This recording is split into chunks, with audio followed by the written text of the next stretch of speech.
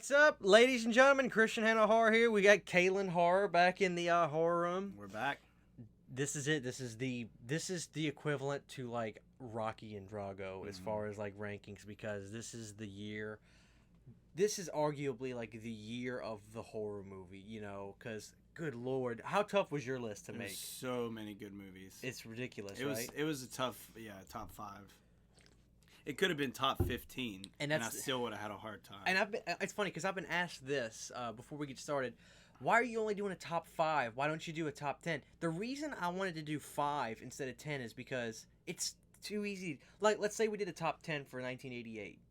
We just put in all of our favorite movies. But to do 5 is like, okay, you're good, but now let's get down to the nitty gritty. Let's figure out which movies are like. Let's figure out who is the best. Like which movies to us are the standouts. It's tougher because you really gotta like pick your favorite kid. Yeah. Which is something no parent would ever want to do. Not that we're parents to these movies, but these are our movies. So, okay, Kaylin. Without further ado, dude, they're ready. They're sick and tired of us talking. Yeah. And I don't know Christian's top 5, so it's gonna be a surprise. Yeah. As you tell yours. So go ahead with your number 5. All right. So, and this is just strictly my opinion. Just my top 5. I know not everyone's going to agree with it, but my number 5 is They Live. They Live. A John Carpenter flick, and a great one at that. You know, not that Carpenter ever really screwed anything. No. I enjoyed it. It had the late Roddy Piper. Yeah. What's interesting about Roddy is, you know, I remember my wrestling fanimies coming out, but, you know, McMahon didn't really want Roddy to do the movie because Hogan was supposed to be the movie star. Yeah. But Hogan was a terrible actor. You know, Hogan was Hogan on screen, just with a different name in the movie. But, you know, Piper, I mean, dude, it's like he was a pro actor. He killed it in They Live. I mean, it was phenomenal. And it's funny, when you watch the movie, you see all these aliens and stuff like this. There was really a small little core of people that played the aliens in all the movies, and I think the stunt coordinator, little Asian gentleman, probably 5'5", 90 pounds, was one of the main aliens. So it's interesting how Carpenter is able to take, you know, like this much and make it look like he's the king. And then the fight scene, obviously. Yeah. You know, it's crazy. It never seems like it's going to end, you know. So. I think they parodied the fight scene on an episode of South Park. I wouldn't doubt it. So in pop culture. So They Live, you know, arguably just one of the best Carpenter films. I know it's a fan favorite for sure. So I'm going to come in with my number 5, one of my favorite movies of all times. That is Return of the Living Dead Part 2. You know, 88 is a great year, and there was no way Part 2 couldn't make my list. There's some that I just think, you know, are just that good to me. And some people may say, really, Christian? You know, Return of the Living Dead in 88? But, you know, to me, Return of the Living Dead, when you go back and you watch it, is it the first movie? No, it's really not. Because, first off, the first one was a horror movie that had comedy come out of these situations and that made you laugh. But it was played straight. Part 2 is really like a comedy from in the forefront. But, dude, if you go back and watch Part 2, look at the special makeup effects that they did. I mean, it was really, really good stuff. I mean, Kenny Myers, like, the zombies in Part 2, man, they looked incredible. As good as any zombie ever did in a movie. We got Julian Cope, the great soundtrack. We've got, I don't know, the kids in the movie, dude, they are freaking phenomenal. You know, watching a horror movie with kids in it is tough. I mean, you got certain people that can pull it off. Danielle Harris, for one, is just one of the best examples. But those the two main kids in the movie, you know, the bully and then the young boy that's the main protagonist with the blonde hair, he kills it. So, you know, Part 2 is a phenomenal entry, and I'm so glad that Scream Factory. I like the movie so much it's on my wall twice. I've got 2 posters of it. So Part 2 is just fantastic. I love it to death, and that's the bottom line. So that's all I got to say about it. So there we go. All right, number 4. Go ahead. Pumpkinhead. Pumpkinhead. It's funny, when I was looking into Pumpkinhead, I thought it was 89, but then I was like, apparently it was 88. I don't know why I thought it was 89. Maybe a VHS I had copy of it came out a year later. But tell me about Pumpkinhead. You remember the first time you saw Pumpkinhead? Yeah, I remember it was on, I'm sure, the USA Network, and I was probably watching it late at night. Or maybe, no, actually, it was a friend's older brother had a VHS copy. And it was one of those sleepovers. And did it scare the? It freaked me. It freaked me out because for sure. Pumpkinhead is not sure. It's funny in a year of masked killers, so to speak, guys with knives, guys with blades, guys with machetes. Pumpkinhead really is a standout. Mhm. I mean, it really is an anomaly because Pumpkinhead is.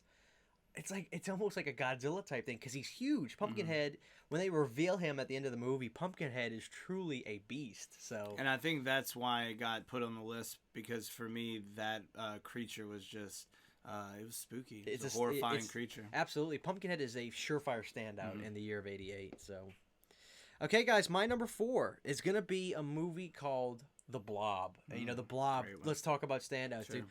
You know, when I was making this list, you know, I was telling myself, okay, Christian, at first, dude, this was my list at first. It was, you know, you gotta have Nightmare on Elm Street on there. You gotta have Friday Part 7 on there. You gotta have you know, all these main movies that initially come to your head. And then you start to dive in and you say, whoa, whoa, whoa, whoa, whoa, what about that? What about this? Dude, The Yeah. Blob, I urge anybody watching this video now to go back. And they're saying, really, The Blob? Go back and watch that, dude. The special effects. One of the greatest things in that movie is when they're at the doctor's office and the Blob gets on the ceiling, and then the guy who's taking out Shawnee Smith on a date, he's just sitting here waiting, and that Blob falls on him, and she comes through the door, and that moment of him reaching for Shawnee, and the Blob is just eating him, gives me the creeps till this day. And then the great Chuck Russell, Yeah. who did Nightmare on Elm Street, The Dream Warriors, who's one of the best horror directors I've ever seen. You know, obviously, it was pretty unanimous that people thought Dream Warriors was the #1 movie of '87 because Russell really is just a god. You know, he's probably one of the best directors of the '80s, and it's no different with The Blob. I think it's just another standout in the year of '88, and because of that, it made my list. So, And speaking of Nightmare on Elm Street, my number 3, A Nightmare on Elm Street Part 4. well, there we go. Take it away. Do you remember the first instance with Part 4? Was that the first Nightmare movie you saw, or no? No, I saw the original one when I was much younger. It freaked me out for many years. But then I got caught right back into it. And I don't know. I'm sure it was one of those, another late night sleepover, trying to get everybody freaked out, spooked up. But yeah, it's still to this day one of my favorite in the series. Yeah, and what's great about the Nightmare series, and you could kind of say this about the Friday series. Every Nightmare on Elm Street film, it's like it's a continuing story, obviously, but it's got its own identity. You know, in the way it's filmed, in the way it's shot, in the way it looks, in the way it sounds. And there's a lot of great things about Part 4 to me. While it's not my favorite, obviously, you know, I like 2, Freddy's Revenge, because of how creepy Freddy was, and I love 3. I think 3 is the best. Sure. But 4 is, I never skip it. I can promise you that. 4 has some, you know, Freddy is funnier, but there's still an element to Freddy in that movie that he's a threat by any means, you know. And the character-wise, 4 and 5 are the best to me. I love Alice. That's where Alice was introduced. Obviously, it was in 4, and I think she's definitely a fan favorite as well. So, you know, it was weird because, you know, Tuesday Night came into play Patricia Arquette's character. They didn't swap it, and you would think, you know, that's a big problem to have. But Tuesday came right in, I thought, and she picked up the ball right where Patricia left it, and she didn't skip a beat. So, you know, 4 is great. It's a fun flick. Absolutely. And it's interesting because 4 really doesn't, almost the whole movie's daylight, you know, which is strange. Yeah. You got kids falling asleep at 3 o'clock, but I think that was done on purpose to show that these kids are doing anything possible to stay awake. Yeah. So they're going to be falling asleep. You remember the mother gave Tuesday Night in the movie sleeping pills, and she's like, "You just killed me," Yeah. which was when you watch that and you really sink into that scene, it is like horrifying as a parent. Could you imagine your kid saying, "You just murdered me, Mom"? Yeah. So crazy stuff. But 4, and also directed by the great Rennie Harlan, who wanted to do great things, Cliffhanger and stuff like that. So, and I think 4 was the most successful box office wise of the entire franchise of Nightmare on Elm Street. So A solid number 3 for me. absolutely. Let's see, for me, guys, actually my number 3, some of you may be surprised at the route I'm going. I gotta put Killer Clowns from Outer Space at 3. I do, you know. It's not the most serious film. It's a B movie. It's a, you know, it's a drive-in, if you will.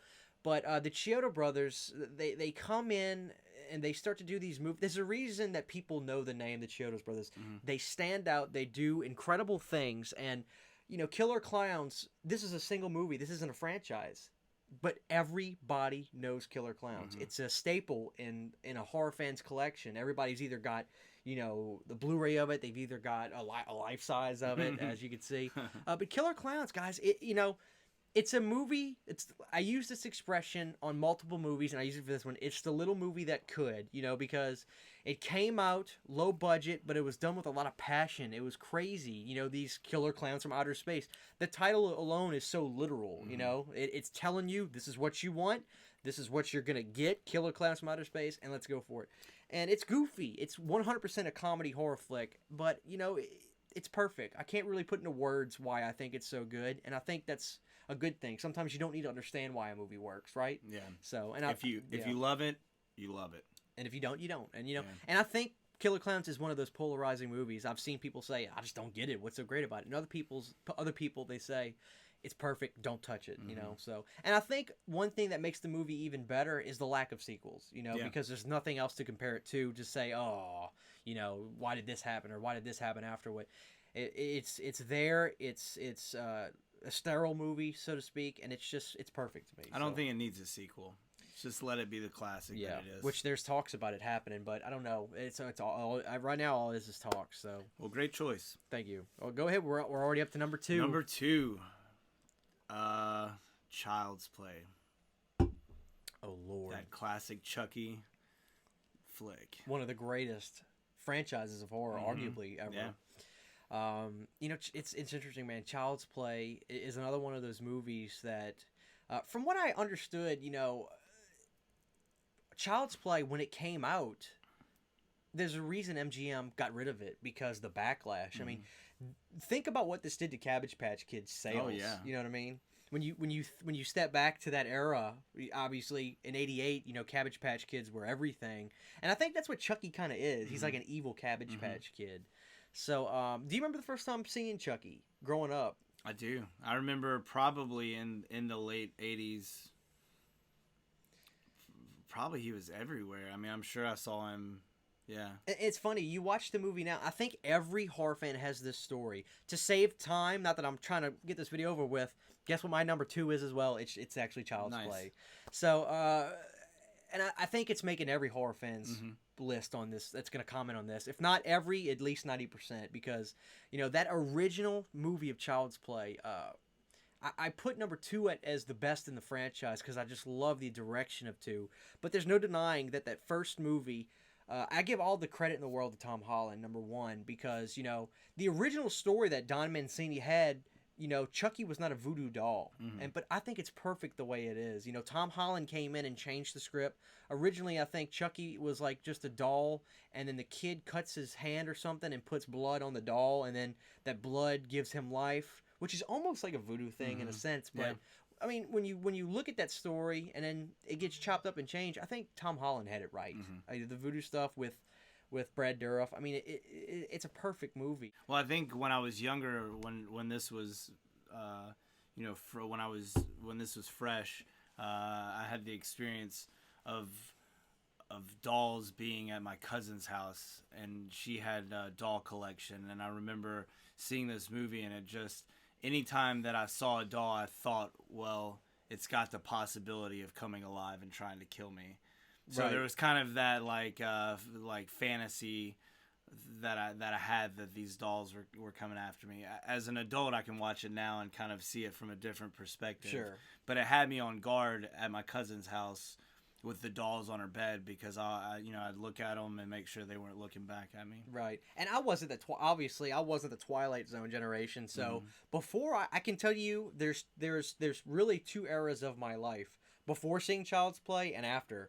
Before seeing Child's Play, I could have 30 toys in my room look at me at sleep, and after Child's Play, good Lord, I would be like, he's under my bed right now. He's gonna kill me, you know. So, you know, a world without Chucky would not be a good world. Yeah. You know, it'd be totally different. So, there we go. So here we go, guys. We're up to number 1 now. Kalen, go ahead with your number 1. All right, my number 1 was actually Return of the Living Dead Part 2. Which I love that. And what can be said about Part 2 that you haven't already said, so Right. I'll give you that. Well, great. So, okay, guys, this is it. The number 1 movie for me of 1988. I feel like there should be a drum roll. It was tough. But, you know, my number one movie of 1988, you're looking at my lovely shirt. I got to give it to the king of horror. There he is right there, Michael Myers and Halloween 4. And, you know, I tried to get in my mind. I wasn't there in 88. But, you know, first off, I've never met a horror fan, especially a Halloween fan. I'll ask you this question, that said Halloween 4 is not a great horror movie. Oh, for sure. What's your thoughts on Halloween 4? I loved it. It's a great Halloween movie. It captures the essence of the season of Halloween. And I try to let me bring you up this scenario. And this is another thing I thought about. The hype for Halloween 2018. It was big, right? It was huge. Everybody was so excited. It was just like it was almost like waiting on Christmas to come. Now imagine going through the early 80s and living this character of Michael Myers. He takes over the world, the biggest horror character in the world. Then you get this Halloween 3 movie. It bombs. Where's Michael? Yeah. Where's Michael? Yeah. You have all these other guys come in lieu of Michael. You got Freddy. You got Jason taking over. And it's just like the king is gone. The king of horror is gone, Michael. Imagine being alive in 1988. You open up the paper. You turn on the TV. You go to the movie. And you see this trailer for Halloween 4. And he's back. It had to have been as much hype as Halloween 2018 or even bigger and better. And I don't think the hype was let down at all by the movie. I think Halloween 4 is the best you'll see Dr. Loomis. I think Halloween 4 is the best you'll see Michael in terms of a threat. I think Halloween 4 is the best character-wise. I think Danielle Harris's character in the movie is one of the most beloved Halloween characters ever, with Loomis being number one, obviously. But I think the character that Danielle played in the movie, Jamie, is beloved. And for a kid to pull that movie off, it was incredible. She was better than actors that are adults in some of the huge movies. Halloween 4, to me, is literally the perfect Halloween movie. It's one of the movies. I have less complaints about Halloween 4 than I do with the original Halloween, which is saying a lot. Yeah. So, Halloween 4, for me, guys, I mean, it's the only slasher that made my list. But you know what? Halloween 4 is that good. First time I've ever cursed on my channel. So, you heard it, folks. Let's go with some honorable mentions, because obviously there's a bunch of them. The list is huge for honorable mentions, but we got, you know, we got great movies like Hellraiser 2, Hellraiser 2, yeah. you know, which was a great follow up to the Hellraiser, which made number 2 on 87. Other movies, Night of the Demons, which honestly almost made my list. It was this close. You know, there was a lot of movies in 88 that just killed it, and obviously one that people was like, nobody's mentioning this, Friday the 13th Part 7. But you know what? I would put, you know, maybe Friday Part 7 maybe at number 6 or 7 if I was going to do a top 10. It's great, but you know what? 88, it's funny, now that we talked about our list, you know, 88, while it had some of the greatest slasher movies, considering Halloween 4 and Nightmare Part 4, it also had a lot of unique movies to it as we go through this list with The Blob, with Return of the Living Dead Part 2, which is a great little underrated movie. So, you know, 88 was tough, but it's stacked, and it gave us Child's Play, obviously, which I think is going to be a fan favorite on the audience's list. I can almost promise you it's going to be in everybody's top 3, for sure. So, well, thinking back to my childhood, that was a standout movie for me. Child's Play was.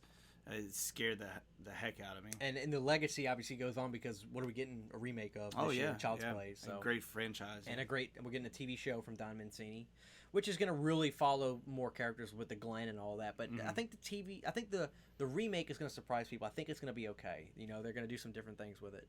But guys, for me, I can't emphasize enough how proud I am to, you know, had put Halloween 4 as my number 1. Being a Freddy fanatic, you know, I try to just take a step back and say, look at this, Christian, from the outside looking in, and Halloween 4. It makes me, I want to watch Halloween 4 right now. I just love it so much. So, 89, dude. I was looking up 89. There's actually some really good movies. We got Puppet Master. We got a lot of really cool movies, and you know, we got Dream Child, which is another a good Freddy movie, which I actually love, which will probably make my list. So 89 is going to be just as interesting, and we might do 90 and 91, 92, get that way. We're definitely going to go back in the late 70s, because let's talk about horror. The late 70s is going to be killer. So, yeah, so 88, it was tough, but we did it. We're still here. Yeah. Dude, honestly, it's going to be crazy seeing the lists in the comment section. Yeah, you guys let us know what your top 5 is. Because, you know, we could be surprised. You know, it's going to be interesting seeing arguably there's like really 10 choices that could be anybody's number one, and I could understand why. Yeah. Because there's that many good horror movies in '88. So, if there's any honorable mentions we didn't mention, forgive us. You know, it's tough. '88 is so good. You get focused on one movie and then this, and so I know you guys won't let us down. But this is Christian Hanna Horror here, with arguably the most fun top 5 ranking we've done. For sure. It's fun when it's tough. So it was a pleasure. So, Kalen, thanks for coming back to the horror room. And we'll see you guys in the comment section. Y'all take it easy.